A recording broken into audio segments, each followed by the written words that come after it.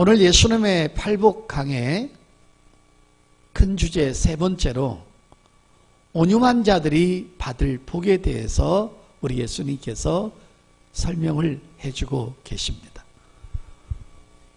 예수님께서 전하시는 이 팔복 강해, 산상수훈 강해를 듣기 위해서 무리가 수만 명이 앉아서 집에 가지도 않고 몇 날 며칠 동안을 이 설교를 듣고 있습니다.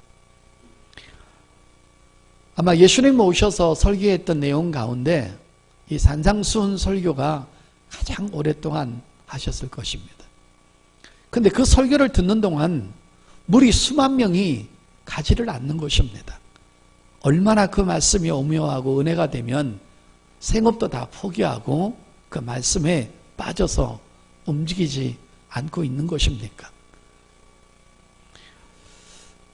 그래서 우리 예수 믿고 구원받아서 천국 길을 향하고 있는 우리 모든 목사부터 시작해서 평신도 이르기까지 우리는 온유한 사람이 되기 위해서 오늘 설교를 들으신 다음에 몸부림을 쳐야 할 것입니다. 하나님의 사람들은 온유해져야 되는데 그 온유해져야 할 대상이 두 분이 있습니다. 첫째는 하나님을 향해서 우리가 온유해야 되고, 두 번째는 나와 인간관계를 맺고 있는 모든 사람들 앞에서 온유해져야 한다는 것입니다. 그 온유한 사람에게는 하나님의 위대한 상품이 걸려 있습니다. 너희가 온유하면 땅을 기업으로 주시겠다는 놀라운 상품이 걸려져 있습니다. 자, 그러면 우리가 천국 가는 그날까지 직분을 떠나서 신앙생활을 오래 했고 안 했고 그거 중요하지 않고 정말 중요한 것은 우리가 일평생 동안 하나님 앞에 온유해져야 되는데, 그럼 우리가 하나님 앞에 온유해진다는 뜻은 무슨 의미일까? 바로 이런 뜻입니다. 하나님의 선하심을 믿고 믿음으로 인내하는 사람을 온유한 사람이라고 성경은 말해주고 있습니다. 사람은 아담으로부터 물려받은 죄성이 내 마음 속에, 내 감정 속에, 내 인격 속에 누구든지 깔려 있습니다. 그 죄성을 통해서 나타나는 것이 포악과 불의와 추악과 음란과 세상 것을 사랑하는 것과 분냄과 화냄과 보복성이 바로 그 죄성을 타고 우리에게 다가오는 것입니다. 다시 말해서 다른 사람이 나한테 해코지를 안 했을 때는 내가 참 착하고 온유한 사람 같다가도 누군가가 나한테 상처를 주고 상대가 나한테 공격할 때 곧바로 나도 그 사람한테 악한 짓을 하는 그 죄성들이 여러분과 저한테 내면 깊숙이 깔려져 있다는 것입니다.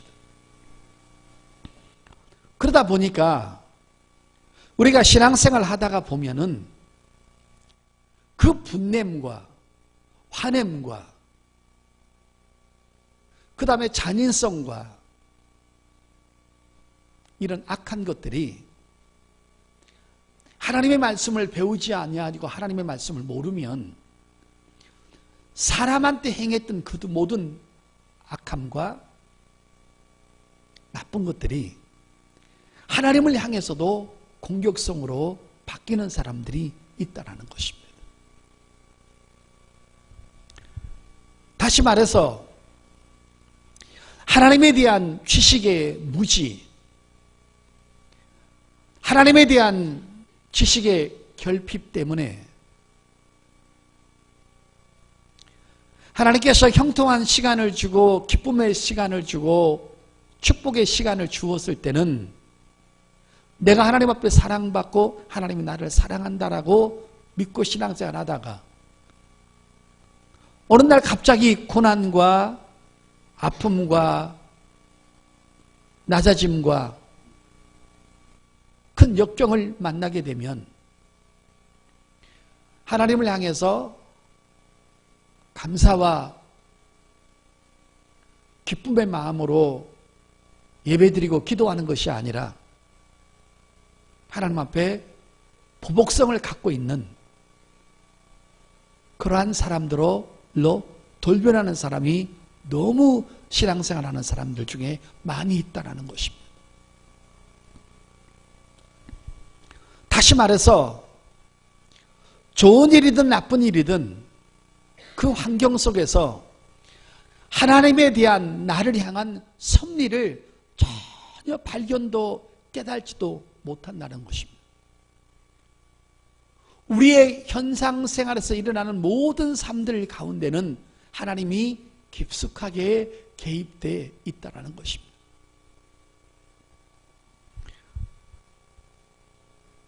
축복이 왔을 때는 행복하다가 고난과 역경과 아픔이 왔을 때는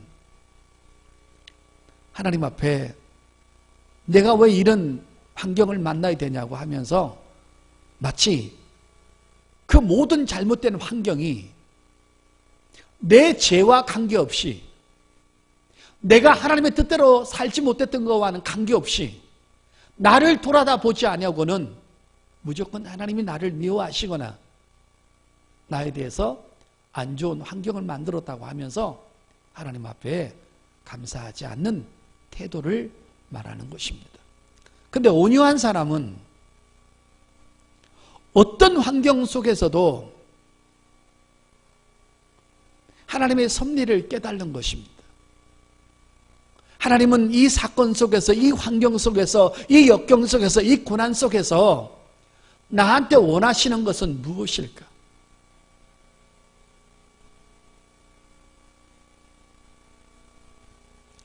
그래서 여러분, 이 온유한 사람이 되기 위해서는 선천적인 기질을 갖고 태어난 사람이 없다라는 것입니다.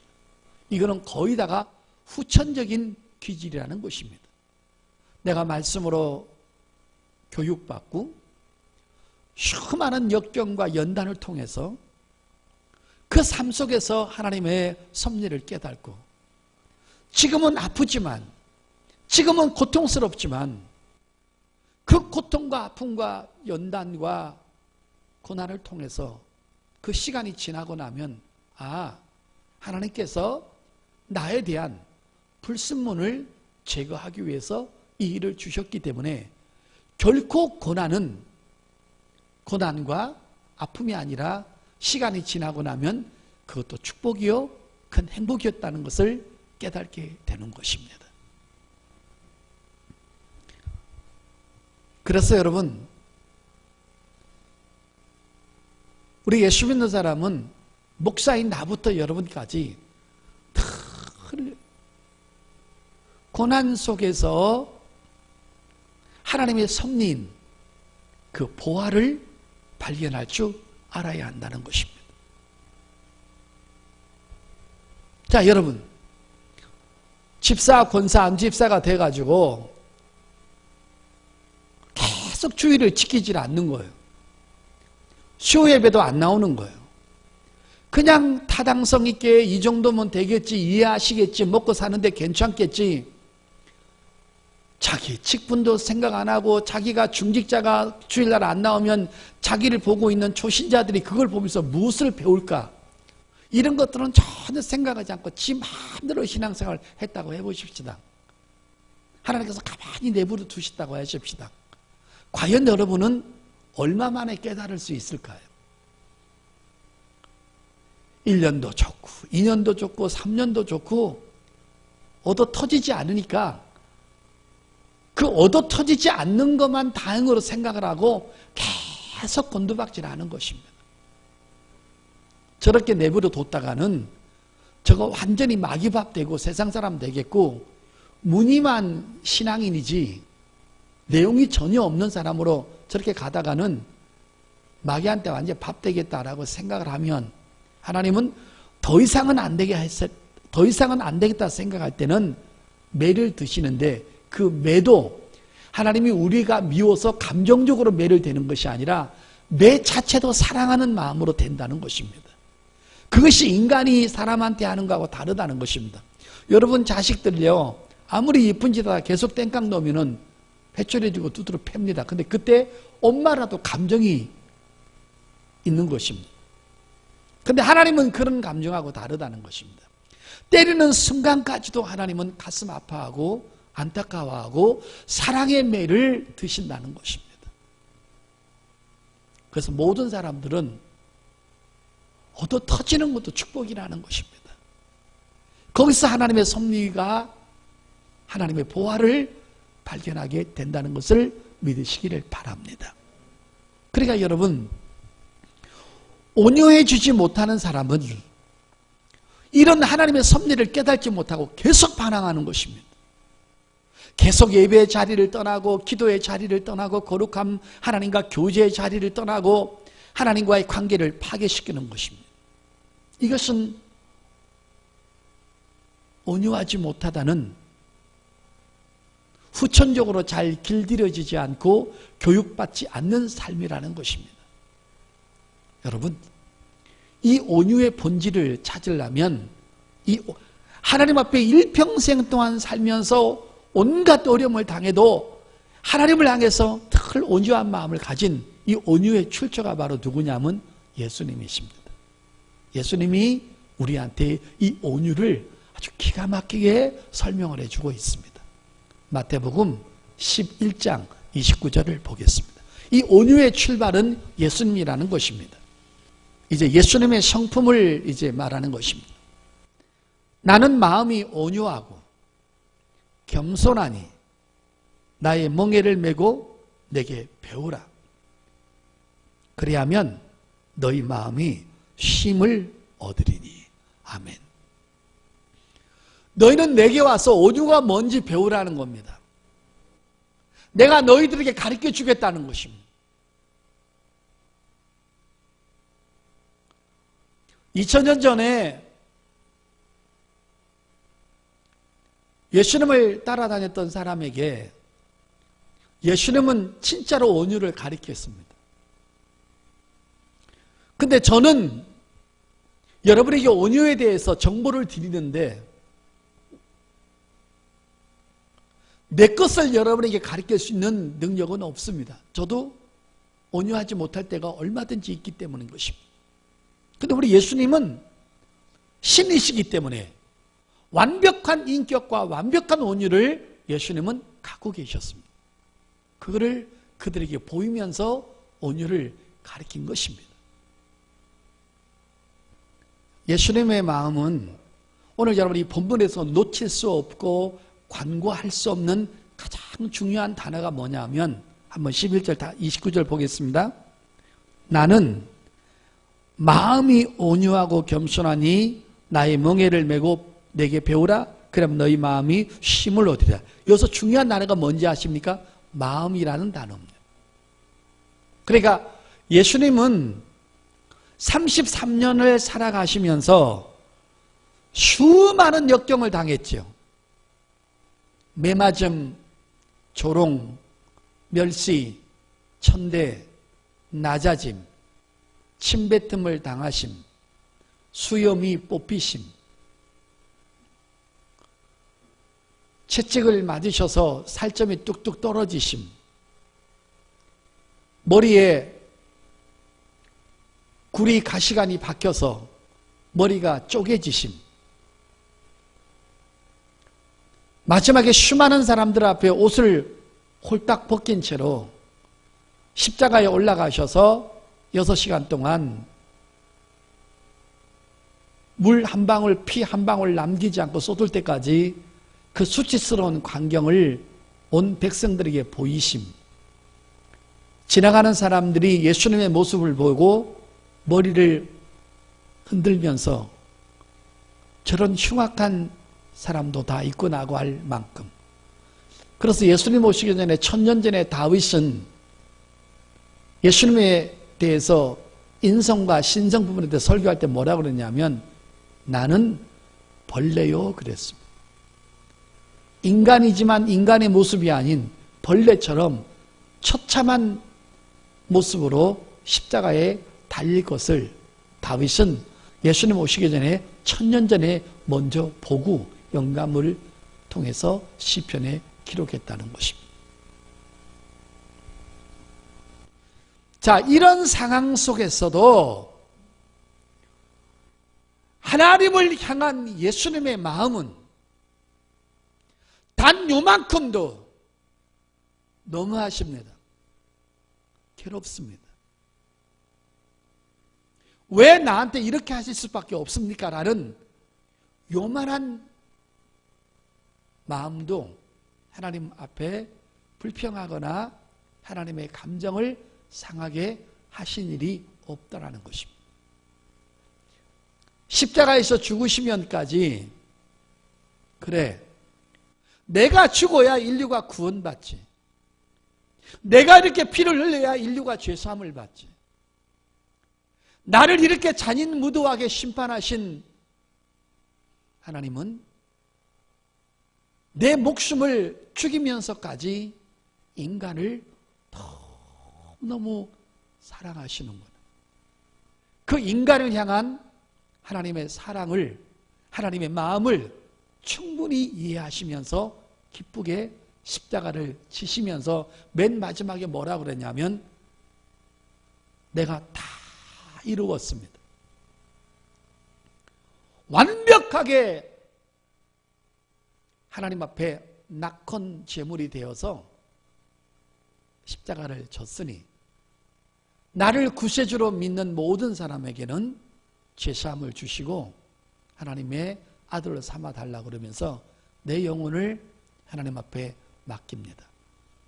그리고 예수님은 완벽한 정말 깨끗한 마음, 아름다운 마음을 하나님 앞에 보이면서 여러분 목숨을 잃으셨죠. 사랑하는 성도 여러분, 이게 바로 하나님을 향한 온유의 마음입니다. 근데 우리는 신앙생활 하는 도중에 힘들고 어려우면 무조건 떼거리만 쓰는 거예요. 고쳐주세요, 치료해주세요, 도와주세요, 해결해주세요. 그 문제만을 요구하는 거지. 이 환경 속에서 하나님의 섭리는 나를 통해서 무엇을 말하고 계시는 것일까? 나의 교만을 깨뜨리는 것일까? 내가 사람한테 인정받고 싶어하는 높아지는 마음을 깨뜨리시는 것일까? 세상 것을 너무너무 사랑하는 갈라진 마음을 원하는 것일까? 돈을 사랑하고 직장을 사랑하고 사람을 사랑하면서 주일을 빼먹고 수요일을 빼먹고 자기 멋대로 시간 나면 하나님 안 섬기고 시간 안 나면 말아버리는 그런 감정적인 신앙생활 하는 내 삶은 돌아보지 않고 무조건 내 고난만 생각하는 거예요. 하나님의 섭리를 전혀 받아들이지 않는 것입니다. 지금 당장 기도 응답이 없다 할지라도, 지금 여러분이 한 물질의 헌신, 전도의 헌신, 하나님을 향한 희생과 헌신을 했는데도 전혀 환경이 바뀌지 않고 축복이 안 왔다 할지라도, 또 이해할 수 없는 고난과 역경과 시련이 왔다 할지라도 내 마음 생각 속에서, 내 생각과 마음 속에서 요만큼이라도 하나님을 향해서는 하나님께서 불편하지 않는 마음을 드리는 것입니다. 왜? 하나님은 내 마음을 보시고 내 마음을 받으시니까. 여러분,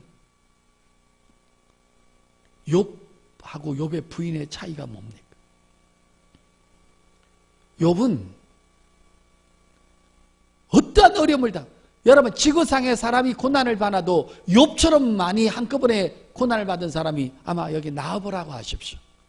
아무도 없을 것입니다. 10명의 아들이 다 죽어버렸잖아요.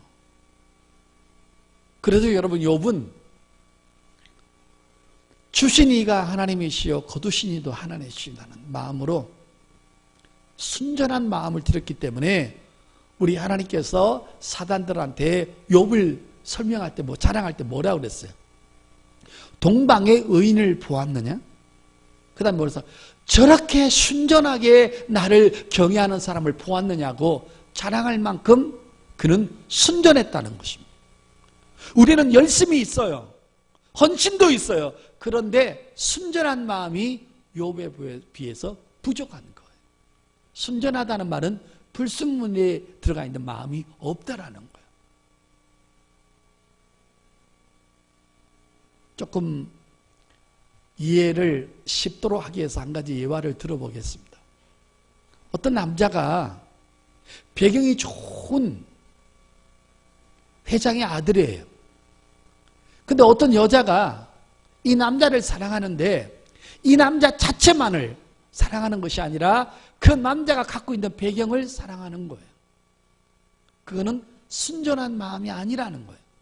그러면 그 배경이 잘못되면 얼마든지 그 남자를 떠날 수 있다는 거예요. 그러나 그 여자가 남자를 사랑할 때 그 사람이 뒷배경을 보는 것이 아니라 그 사람 자체를 사랑한다면 그거는 순전한 마음이라는 거예요. 그러한 마음을 하나님이 우리한테 요구하시는 거예요. 그래서 여러분, 그런 역경과 고난을 받아도 욥은 끝까지 인내를 하는 거예요. 그런데 욥의 부인은 하나님 앞에 더 이상 온유할 수가 없는 거예요.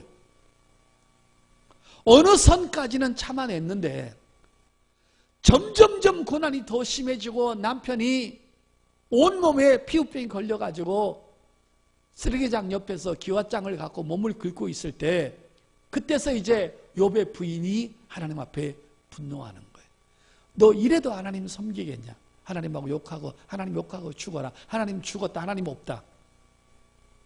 그러면서 온유한 마음을 끝까지 지키지 못하고 그 길로 하나님을 떠나게 됩니다.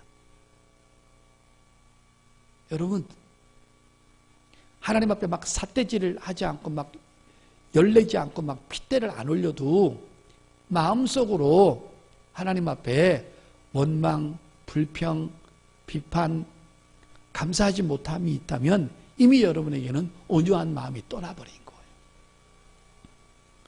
지금 그 얘기를 예수님께서 해주고 계시는 거예요. 그래서 여러분, 이 온유의 절정인 사람이 신약에 누구였냐면 사도 바울이었어요. 돌에 맞아 죽고 성에서 떨어지고 얼마나 맞았는지 길거리 갖다 버렸잖아요. 그래도 일어나면서 하는 말이 너희는 범사에 하나님 앞에 감사하라 그러는 거예요. 내가 예수 만나서 구원받은 것만 가지고도 우리 평생 하나님 앞에 온유하고 살아야 한다는 것입니다. 성도 여러분, 우리 하나님 앞에 이렇게 늘 온유화를 배워서 하나님한테 마음만큼은 내 마음으로 여러분 범죄하거나 따지거나 이런 마음이 없기를 예수님의 이름으로 축복합니다. 예수님께서 온유한 자는 땅을 기업으로 축복을 받겠다라고 예수님이 설교하셨어요. 그러니까 하나님을 향한 마음의 자세를 교정시켜 주시는 거예요. 수정시켜 주시는 거예요. 왜? 하나님은 너희가 죽을 때까지 아무리 어려움을 당해도 마음과 생각으로조차까지도 하나님 앞에 나쁜 마음을 들여서는 안 되는 대상이라는 걸 가르쳐 주시는 거예요. 자,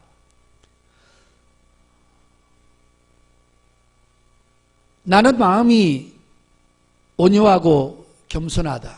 그렇게 말씀하시면서 아까 마태복음 5장에 온유한 자에게 상품이 걸려있죠. 뭐요? 땅을 기업으로 받을 것이다. 근데 예수님이 이 설교를 하실 때 이제 잘 들으셔야 돼요.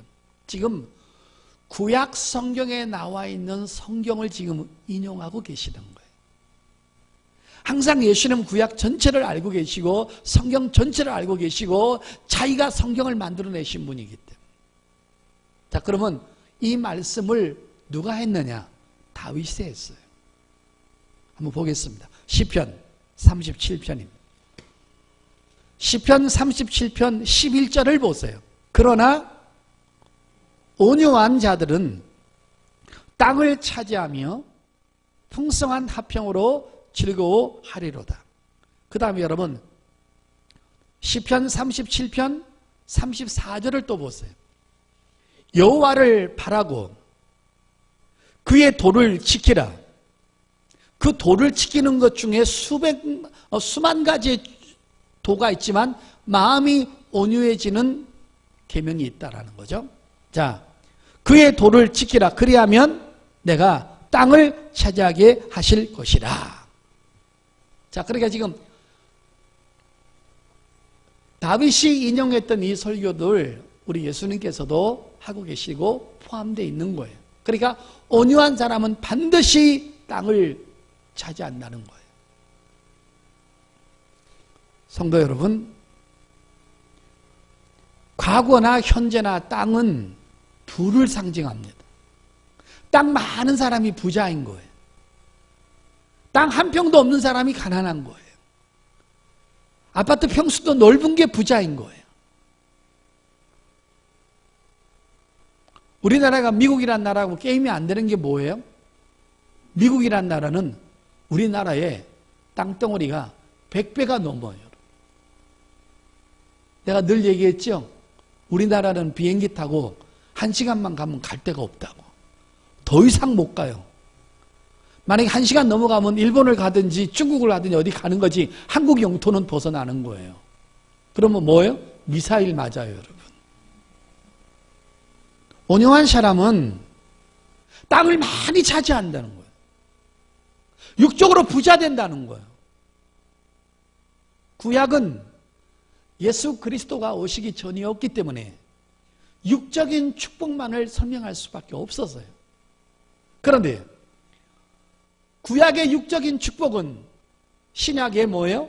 예수 그리스도를 통한 영적인 축복을 설명하고 있는 거예요.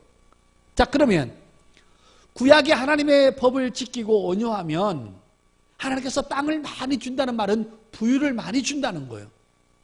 하나님의 축복을 많이 받는다는 거예요. 하나님의 은혜를 많이 받는다는 거예요. 결국은 온유한 자가 하나님 앞에 복을 많이 받는다는 거예요. 그러면 이 땅은 도대체 무엇을 의미하는 것일까? 바로 예수 그리스도를 통해서 우리에게 주실 영적인 땅을 소개하고 있는 거예요.